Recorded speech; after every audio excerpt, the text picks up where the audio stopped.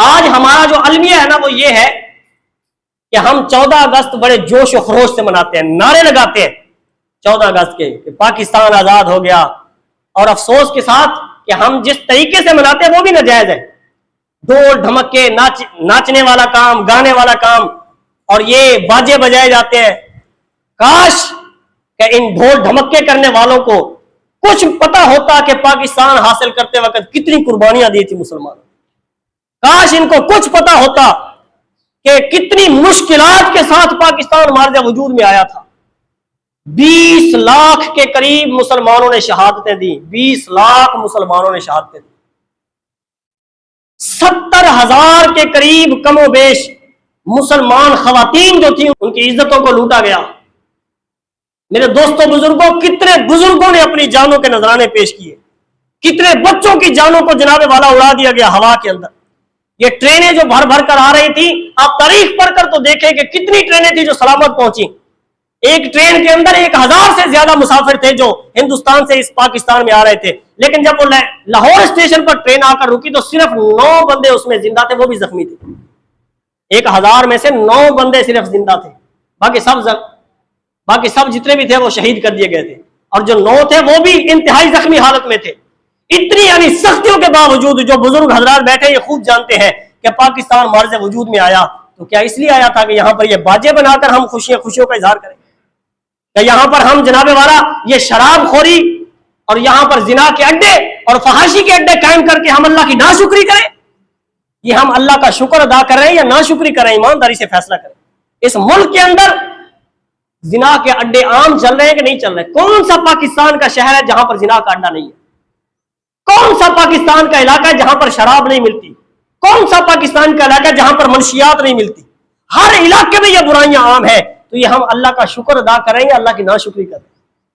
میرے دوستوں بزرگوں، آج ہم نے پاکستان کو اگر انہی بنیادوں پر قائم کرنا ہے کہ جس مقصد کے لیے پاکستان بنا تھا، تو ہمیں سرکاری سطح پر جس چیز کی ضرورت ہے نا وہ یہ ہے کہ ہم وہی نظریہ ساری قوم کو بتائیں جس نظریے پر پاکستان بنا تھا۔ آج وہ نظریہ نہیں بتایا جاتا۔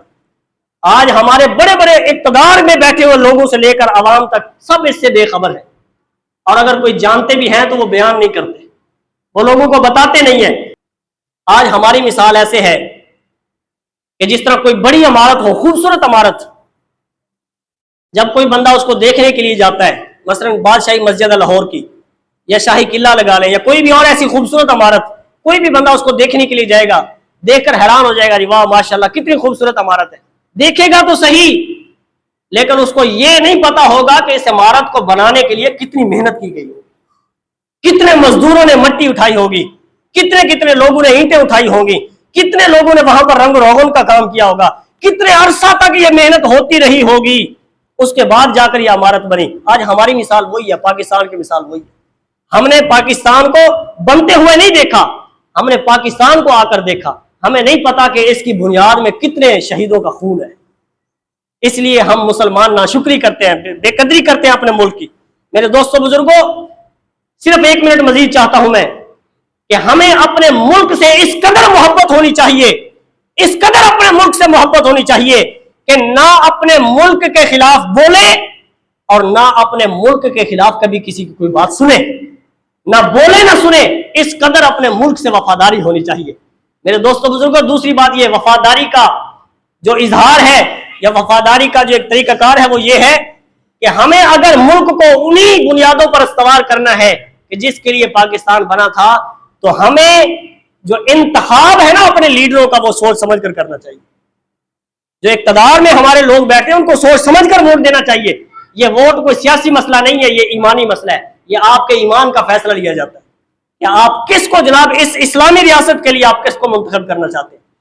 لیکن افسوس ہمارا المیہ یہ ہے، 5 سال ایک حکومت کرتا ہے وہ چلا جاتا ہے، ہم کہتے ہیں ہائے ہائے بڑی مہنگائی کر دی انہوں نے، بڑا جناب رول دیا قوم کو، پھر اگلے 5 سال کوئی اور آ جاتا ہے وہ اس سے بھی زیادہ رولتا ہے، اور پھر جو اگلے 5 سال آتے ہیں وہی پہلے والا دوبارہ اچھا بن کر پھر آ جاتا ہے۔ ہم وہی 1-2 پارٹیوں کو دہرا رہے ہیں ہمارے کافی سالوں سے، یہی ہمارا سلسلہ چل رہا ہے۔ میرے دوستوں بزرگوں، یہ ایمان کا فیصلہ ہے۔ کچھ ہمارے لوگ اتنے، میں سمجھتا ہوں کہ اب بے وقوف کہوں یا کیا کہوں، کہ ہم اپنے ایمان کا سودا کر دیتے ہیں، 2000 کے پیچھے ووٹ دے رہے ہیں۔ میں نے دیکھے ایسے لوگ 5,000 روپے کے پیچھے. یہ تو آپ اپنا ایمان بیچ رہے ہیں. وہ اپنا انتخاب جو ہے نا یہ صحیح طریقے پر کریں. آپ ایسے لوگوں کو میدان میں لائیں کہ آپ کو یہ دل میں یقین ہونا چاہیے کہ یہ ریاست پاکستان ہے یہ جس مقصد کے لیے بنی تھی, نظام مصطفیٰ کے لیے, میں جس کو ووٹ دے رہا ہوں یہ اسی مقصد پر چلائے. لیکن قصور ہم عوام کا بھی ہے. اللہ تعالیٰ کا فرمان ہے اور یہ حضور کا بھی فرمان ہے کہ جیسی قوم ہوتی ہے نا ویسے ہی ان کے لیڈر منتخب ہوتے ہیں. ہمارا کوئی بھی ایم پی ایم این اے کوئی انڈیا سے نہیں آیا, کوئی امریکہ سے نہیں آیا, وہ سب اسی قوم سے اٹھ کر اقتدار میں جا کر بیٹھتے ہیں. ہمارا کوئی بھی جناب اسسٹنٹ کمشنر کسی دوسرے ملک سے نہیں آتا, وہ اسی ملک سے اٹھ کر اسی زمین سے اٹھ کر جا کر اقتدار کی کرسی پر بیٹھتا ہے. تو میرے دوستوں بزرگوں, سب سے پہلے ہمیں اپنے حالات درست کرنے چاہیے. عوام کے اندر کتنی برائیاں ہیں, ہمیں جب تک ہم اپنے آپ کو سیدھا نہیں کریں گے نا اس وقت تک ہمارے حالات کبھی درست نہیں ہو سکتے.